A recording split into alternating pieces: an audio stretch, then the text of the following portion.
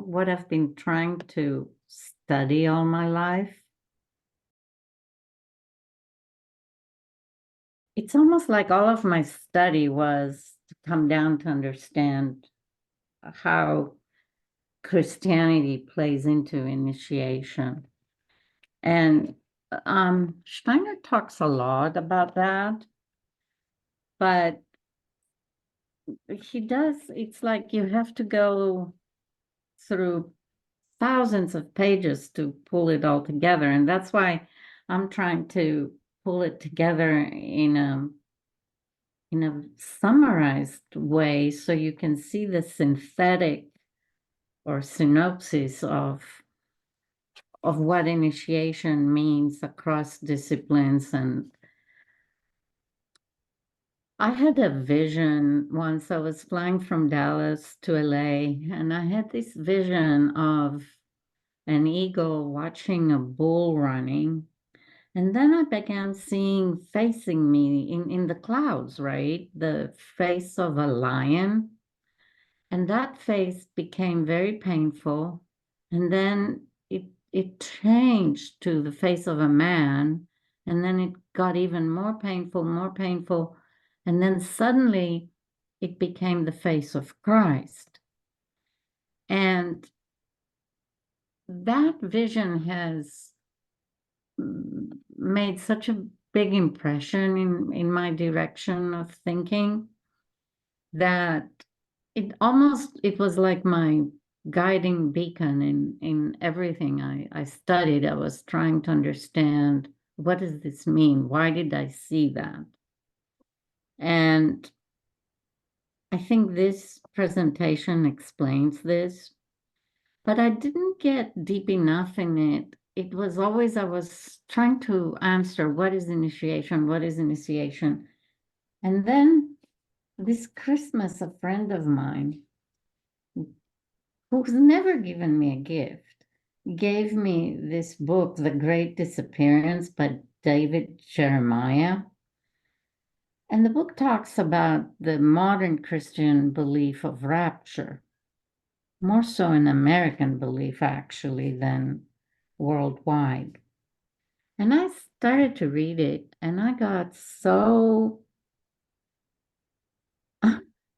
I shouldn't say enraged, because it wasn't raged, but revolting to what it was saying, because it's all that's gone wrong with Christianity, where it became a human dogma that is very physicalized. So it talks about the promise that Christ will come back and raise the bones of the dead into new physical, wonderful bodies. And I'm like, are you guys nuts? So what happens to the people who got cremated, right? I mean, it's like so absurd and so materialized and so physical that you go, no wonder the kids don't believe in any of this. And they move away and they move to Buddhism and other venues, right? Mm-hmm. And there's two things in Christianity that are very materialized. One is the second coming, which in Greek is the second presence, not coming. You can interpret the word as coming, but that's really stretching it. And the other is the Immaculate Conception, and we've talked about this, that the Gospels didn't preach Immaculate Conceptions. The Gospels talked about the line of Hebraic blood that leads from Noah to Abraham to Joseph. Why would they spend a whole chapter in two Gospels describing that if Joseph was not the father? And yet the Vatican has gone on to establish the virgin conception as a material birth rather than a birth through initiation, which is a spiritual birth.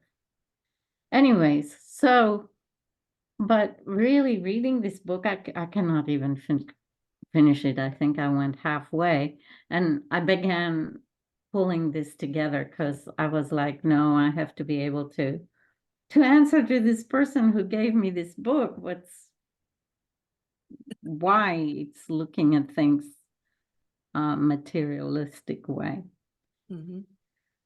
So a lot of this is based on teaching from Rudolf Steiner, because he very clearly states how Christ is the last initiate, that after the death and resurrection of Christ, there is no reason to do the ancient initiation anymore. And, he talks about it and you go, okay, but what does that mean, right? It's so this is a dive into understanding what does that mean? What does it mean? Don't we need initiation anymore? Do we do it a different way? How do we do it? So Steiner has a book called The Gospel According to John. And actually, he has a book on each of the four canonical Gospels, about Luke, about Matthew, about Mark, and about John. Now, John's Gospel is the most spiritual one. So that's the one I'm bringing up here. It's interesting to read all of those, but it takes quite a bit to accept what Steiner says because it's so different from what we were taught. In a way, in Christianity, you're raised with the myth of Jesus, and it's kind of a hodgepodge of the four gospels, but it's not exactly the gospels. Each of the gospels, um, first of all, they don't all say the same story. They don't say it in the same sequence, and Steiner explains the reasons for that. But here I'm only focusing on what comes from the Gospel of John. And there is a lot of um, thought evoking revelations that Steiner has in that book. First is that the divine logos is really the embodiment of the Son Elohim in the soul of Jesus, and that it signals the entry of the Holy Ghost, which you can also call the cosmic soul, into Jesus, and Jesus becomes Christ and is able to perform all the miracles, which the Gospels refer to as signs, in the 3 years that follow. And then he talks at length about how the marriage in Canaan is the first miracle and how that is very significant. And I never thought of that, even though in my study of ancient Greek theater, I was always perplexed about what is the sacred matrimony or eros gamos that occurs at the end of each comedy, where you have a male and a female coming together in marriage, and they live happily ever after, and that continues on all the way through the Shakespearean comedies. But in antiquity, it was part of the sacred path of catharsis, that catharsis is something that's triggered by hubris, that puts you in this erring path, which brings you to grief, which brings you to fear, which brings you to anger. And if you can transmute all of these, then you cleanse yourself and you're able to meet your other half, your upper half, in this sacred matrimony. And we discussed a lot of that in the previous round, where I was talking about the baptisms and all the pieces that in yourself that you need to be transmuting. And here it's very interesting because Steiner says those 3 years begin and end with this sacred marriage. In Canaan, he explains that this is a different wedding than the traditional Jewish wedding that needs to be of the same bloodline. In Canaan, it was a more of an international center, and you really had a marriage of love that was taking place rather than a marriage of race or a marriage of convenience or whatever was happening in the arranged marriages in the past. And then he says that at the end of his life, Christ turns to John at the foot of his cross and asks him to protect his his mother, which in esoteric Christianity is the Virgin Sophia, which means wisdom. And that was very strong in ancient Christianity. And by ancient, I mean in the first 300 years of it, where it was very influenced by the Gnostic and the initiate schools that were still in existence and being fought to extinction by Constantine and his followers. So in Byzantium, Justinian built a church called the Hagia Sophia, and that church is the centerpiece of orthodoxy of the Greek Orthodox Church, even though right now it's a mosque under the Turks. But Hagia Sophia was the most important temple of Christianity during the Byzantine times.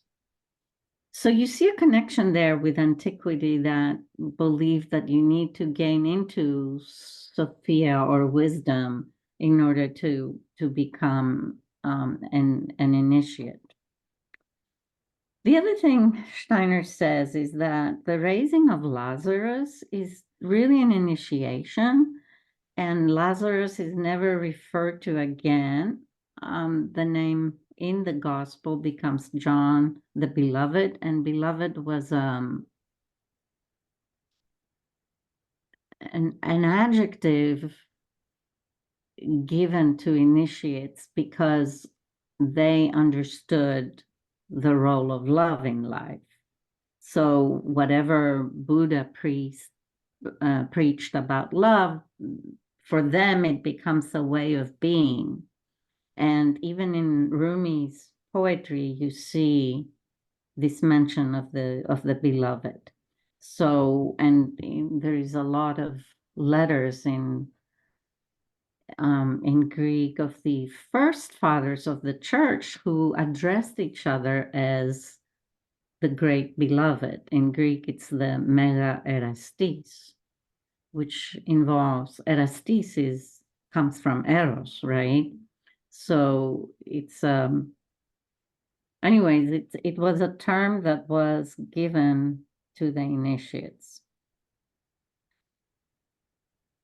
Then if you look at the component pieces of initiation, the death and resurrection of Christ is an enactment of initiation with a real death taking place and becomes the crown of that path, but also symbolically the way by which Christ takes that near death for everybody, and it doesn't have to be enacted anymore in the initiation ritual. But most important for me is the understanding of what does it mean to be raised from the death. If you look at the Greek text, it's a descent to Hades, just like the sun hero had to do, descend to Hades, and overcome the death of deaths. And the death of deaths is the death of the spirit. Because until you reach your spirit, you don't understand yourself in eternity. You don't understand how you manifest as different souls coming to live on the planet Earth. And our language has kind of corrupted that because we think of reincarnation, which is more of a materialist way of looking at this revisiting of life. And in Greek, it's called re-ensoulment. The same word is not based on the body, it's based on the soul. And it's really not, when you say an old soul, what do you mean? You mean a soul that in some life reached the level of initiation that enters the spirit, and then the self becomes that spirit that looks at multiple souls that have come through lives. Because let's say you lived as Cleopatra and you die as Cleopatra, you live in the other world as Cleopatra's soul, right? But the spirit is higher than that. So it took me a long time to wrap my head around this, because we all, in our understanding, we go as far as the soul. We never go as far as the spirit, or very few people do. And the whole reincarnation is a soul returning, right? But it's a spirit bringing in another soul, really, because it has a different name, a different persona, and lives in the astral after death as that persona. So you can call on to your grandfather for help, right?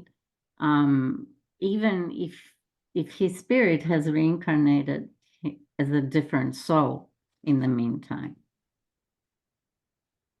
Yeah, because I guess I always kind of combine soul and spirit as the same thing. And As it's not. opposed to, that kind of makes sense. Soul is the way by which spirit enters a body, right? It's what allows spirit and matter to live together, right? Soul is that bridge between the two. And in every incarnation, that bridge is a different persona. So the spirit is made up of multiple souls. Or conducts multiple souls, Souls. right? So I've heard some people theorize that you can be in, your higher self can be in more places than once. And that I always had kind of a trouble figuring out how that could happen. But if your higher self is conducting multiple souls, then the higher self is conducting you in different places at the same time. Yeah, and spirit is not limited by Mm-hmm. space, right? Or Mm-hmm. time. Mm-hmm. It rises above both. The intersection of time space is experienced by a soul in a body. Mm-hmm. It's hard to go up there because, in the end, spirit returns to spirit, right? And the problem before Christ is that when you died, your body returned to earth, your soul went to the other world as astral, and your spirit returned to the sun. And there was no way for people to connect soul to spirit unless they became an initiate. By having the sun spirit combine with the earth, you give the earth, when you allow a soul that dies to return its spirit to the earth. So it is there for access if somebody chooses the path of initiation. And that's the difference that happened. And that's the sacrifice of Christ, that he combines his fate to the fate of planet Earth.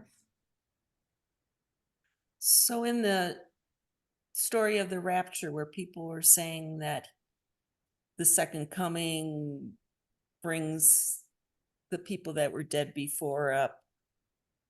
I mean, if before Christ, the soul didn't have a way back to spirit, It is does now, but what they after just Christ, will they come back for those souls? And is that what they're trying to describe in the story of the rapture? that's what they're describing, but it's described from a materialistic perspective. The Okay. rapture does not happen for the masses. What happened for the masses was access to the kingdom of heaven if a person chooses the path, right? You can Mm-hmm. access the kingdom of heaven inside you. It's your seventh chakra, it's your father point. So the rapture does happen, but it happens one individual at a time. And it happens if the individual chooses to enter the path. It does not, it's not forced on you. Mm-hmm. And the whole focus on good and evil and sinners and non-sinners is another thing that has taken this in a materialistic direction, in my opinion, because Christ tells you you cannot judge somebody's trespassing unless you yourself have has Never never just, sinned or trespassed, right? yeah, yeah. So we when you look at sin and you look at initiation negates the concept of sin in the sense that what is bad for you may be good for something else, right? So you cannot judge it. It's bigger than one person or two people. Mm-hmm. So you need to look at it as, how do I cleanse what brings me down, Mm-hmm. right? And how do I discipline myself to stay in presence? So the second coming is the ability to rise to second presence. Mm-hmm. In Greek, it's called second presence. It's deftera parousia, but they translate it as the second coming, which is convenient for this whole theory, but not precise. Mm-hmm. And they make it be, oh, we promise you this, come to our church. If you come to our church and you pay your dues as a member, look what is promised to you. And it's not that at all. I mean, I'm not saying the church is not necessary. The church is necessary because only through interactions can human beings serve one another and enter the path. But it's not that the church ordains you to be raptured. You have to do the work. You have to do the path. Mm-hmm. So I don't know. I mean, it was easier for me to reach all of this belief, having grown up in Greece, which has the Orthodox belief behind it, which is more ancient. It has not been corrupted as much as the Catholic and the Protestant by materialistic viewpoints. So, but it took me a long time, I have to say.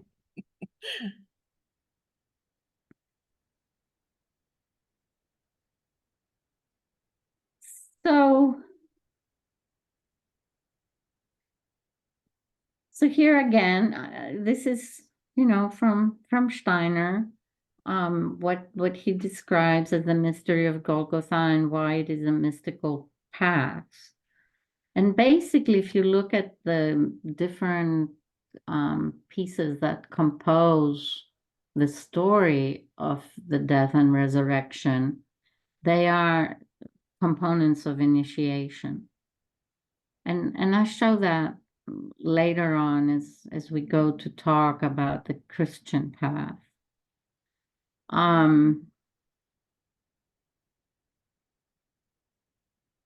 So we talked about some of this. When also this we mentioned in the previous cycle, when you say the Lamb of God who carries the sin of the world is the world karma, is the karma you have on you because of your heredity, because of what your forefathers did.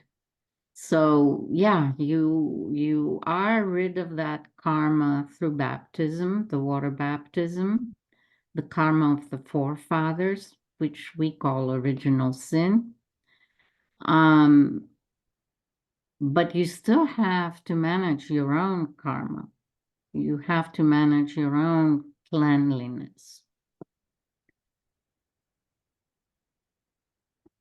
And that has to come as an individual choice. It cannot be enforced on anybody, nor really can it be because I'm Christian, I'm forgiven. Mm-hmm. No, that's, it's everything. And you see that as the church evolves, it becomes more and more, how can I make it a push button mentality, right? It's not. So I was exposed to all of this in my late 20s, and I have to say I was shocked at the beginning because he claims things I had never heard before.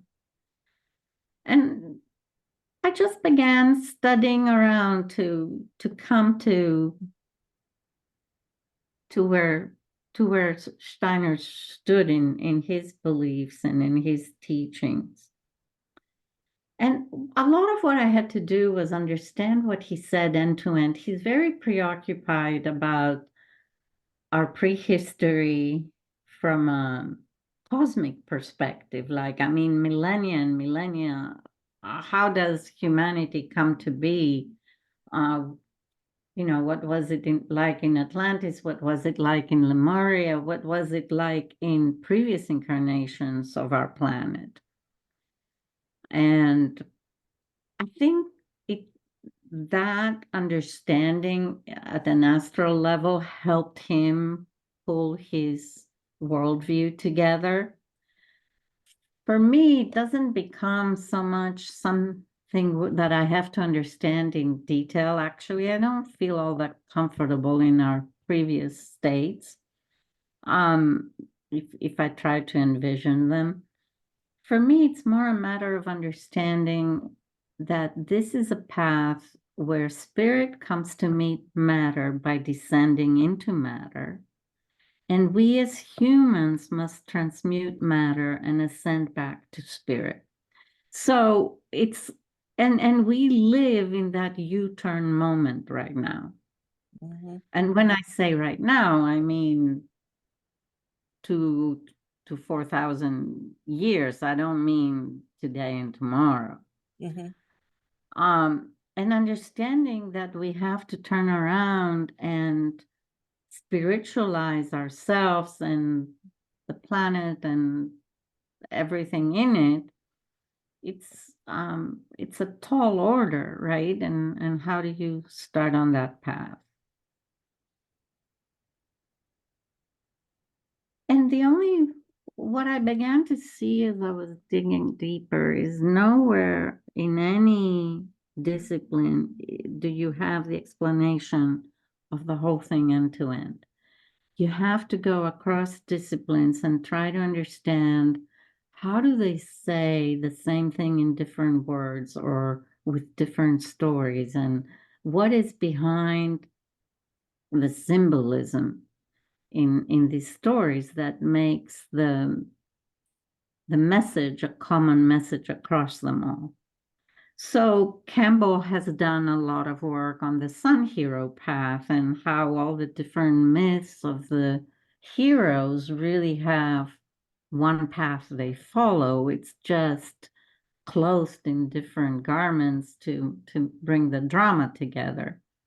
And what happened to me in my experience when I had this mystical experience in Switzerland, it was twofold. One, I could see the etheric being that is our code of life, or tree of life, whatever you want to call it. I could see it and travel in it and see how different points in it gave out a different worldview and supported us in different functions in our daily life. But the other thing is, I was totally taken out of left brain thinking, and I was, the best way I can say this is to say I was given an ability to read symbol, to understand symbols. So when I heard a symbol like Rapunzel cuts her braid in a fairy tale, I realized that that means an interruption in our Jacob's ladder in the etheric, right? If you think of the symbol trying to describe what happens in the etheric in physical terms. Mm-hmm. And if you hear about the Beauty and the Beast, it's the ability to transmute the animal nature into the prince, um, and rise in the upper self through love, right? In that fairy tale, Mm-hmm. or the Snow White is poisoned by what? An apple, which means interruption in the fifth chakra, the Adam's apple. Or Adam eating the apple, it's bringing that consciousness down to the digestive plane. So we become people who need to understand things, digest our knowledge, and digest our food. And that's a solar plexus existence. So it was these two things that happened mainly, plus I could harmonize through the etheric with energies around me and other people in the earth. And it became very obvious to me like that we are like a musical flute, and we have those 7 notes in us that harmonize to different places, and people moving up or down their etheric ladder. So I wasn't becoming clairvoyant in the sense that I could see astral things or akashic things. It was more coming to understand what it meant to be that flute etherically. Hmm. So, and that's why going across systems, I could read through the symbology and begin to pull things together. And the whole process, my process is synthetic. It's looking at the whole thing and bringing it together that helped me, I don't know, maybe help me meditate and through that pose questions and reach answers. So I've been looking at your slide, and your last 2 bullet points are intriguing. And you kind of described the second to the last bullet point, that you had to go across the systems to find your answers, and that there were kind of like little clues here and there, a little bit of truth here and there. The last bullet point, I'm not quite sure I follow in when you say in this case, they all point to initiation, since initiation is no longer necessary through Christ. Can you No, say that a little bit? initiation is necessary.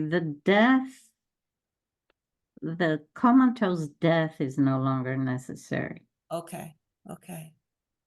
because what that does is it pulls the etheric away from the physical enough so you recognize that you are an eternal being.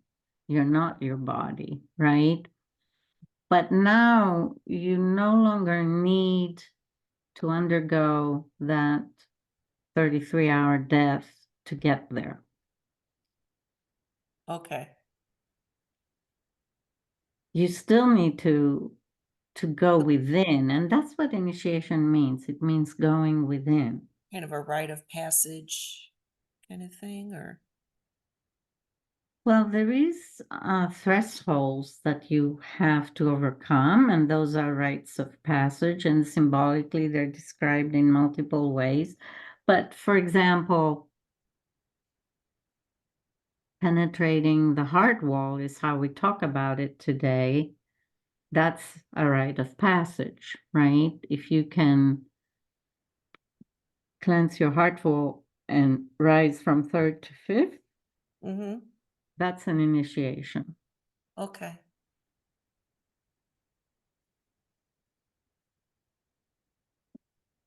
And somehow the ancients knew about that struggle much more than we do today. They knew they had to do that a lot more. And if you think about it, like when you talk about Freemasons today, they still survive. That used to be how different people got instructed in their masonry, right? If you were an architect, if you were a builder, if you were a furniture maker, it's what we used to call guilds, Mm-hmm. right? They had secret schools, and you had to go through that school as a discipline. But that was only the exoteric view of that, right? Mystery schools were a similar thing, but on spirituality. Okay.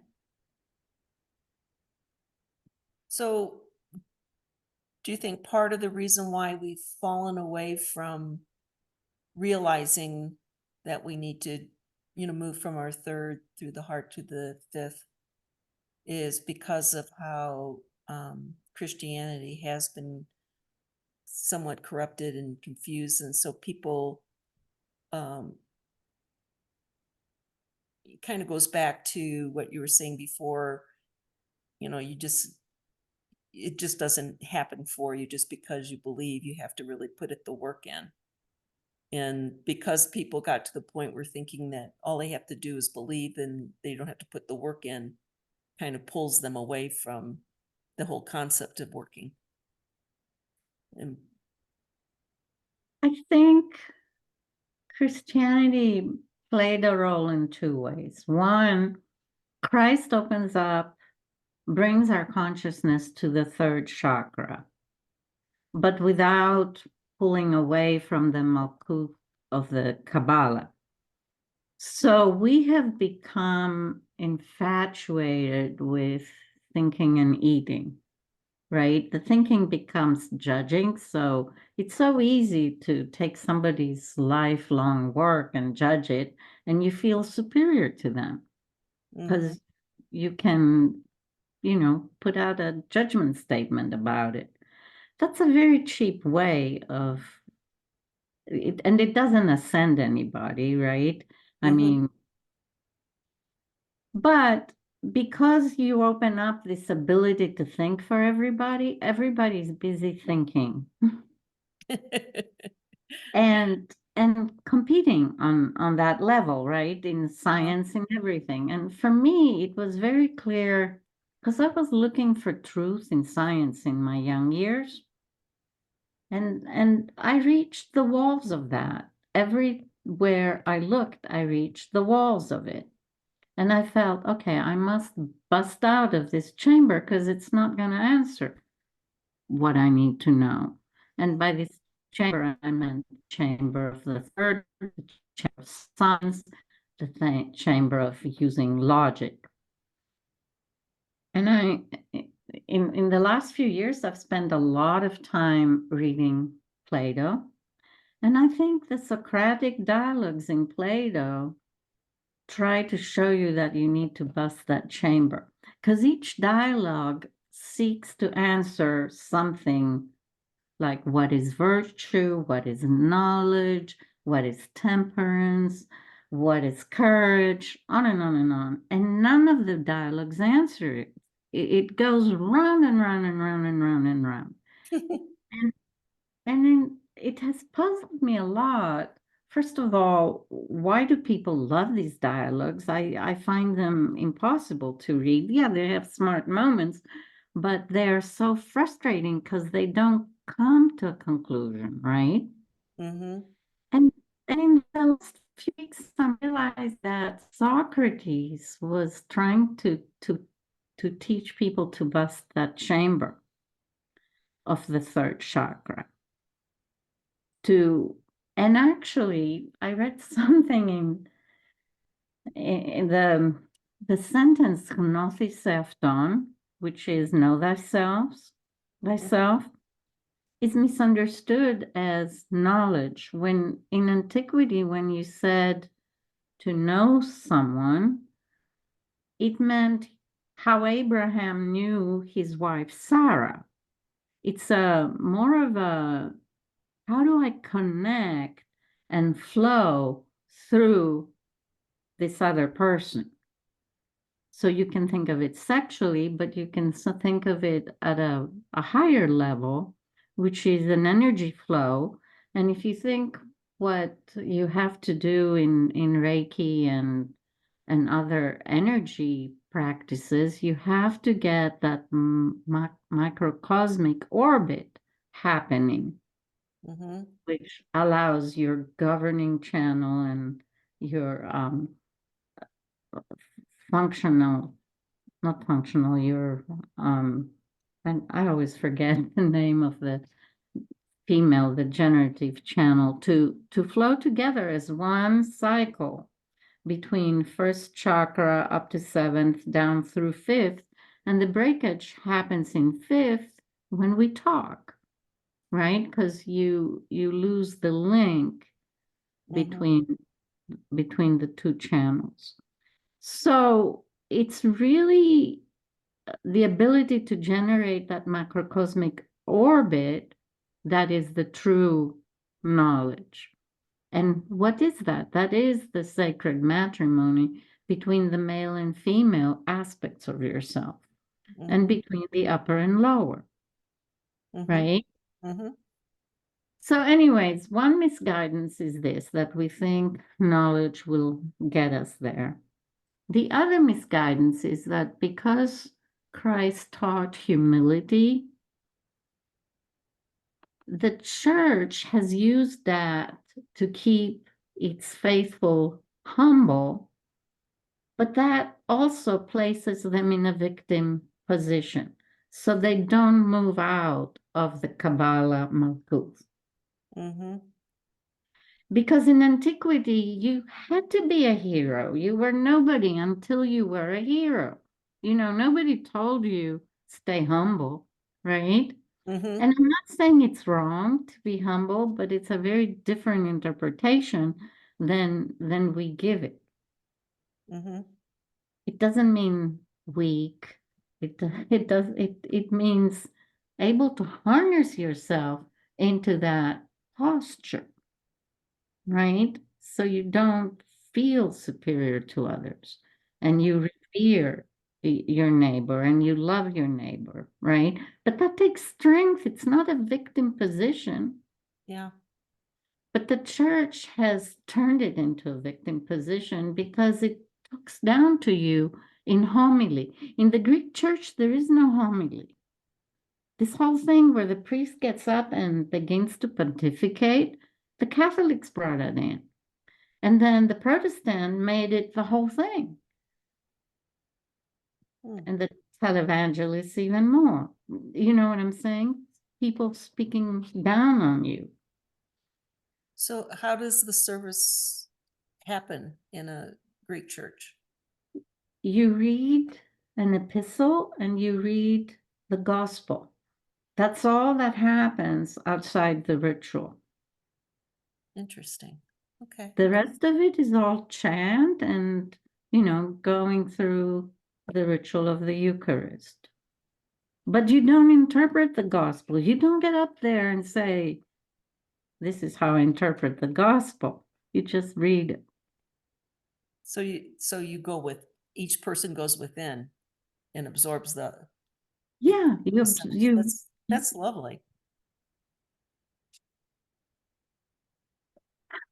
so I don't know. I'm sure in modern Greece now they probably are introducing homily, but it wasn't there when I was growing up Mm-hmm. because it puts the priest Superior position. in a hubristic position, Mm-hmm. right? Where they tell you how to understand something when you really should let it resonate inside you and let you mature based on what resonance you can tolerate. Instead of going direct, you go indirect through the priest. Yeah. Well, and that's my sister who, like me, she was baptized Catholic. She moved back to the Orthodox Church. She said the most moving moment in her life is she sat with the priest and they sit, shoulder to shoulder on a bench, and she started to do confession. And the priest told her, "Oh no, you don't confess to me. You confess directly to Christ." Mm-hmm. Mm-hmm. And she said she was in tears, and it was the most, earth-shaking moment in her life to Uh-huh. hear that. Yeah. It's just very different. But that doesn't mean that the Greek church doesn't have its problems. I'm not trying to say that. So, but it does show you a little bit why I come to it with a different mentality, right?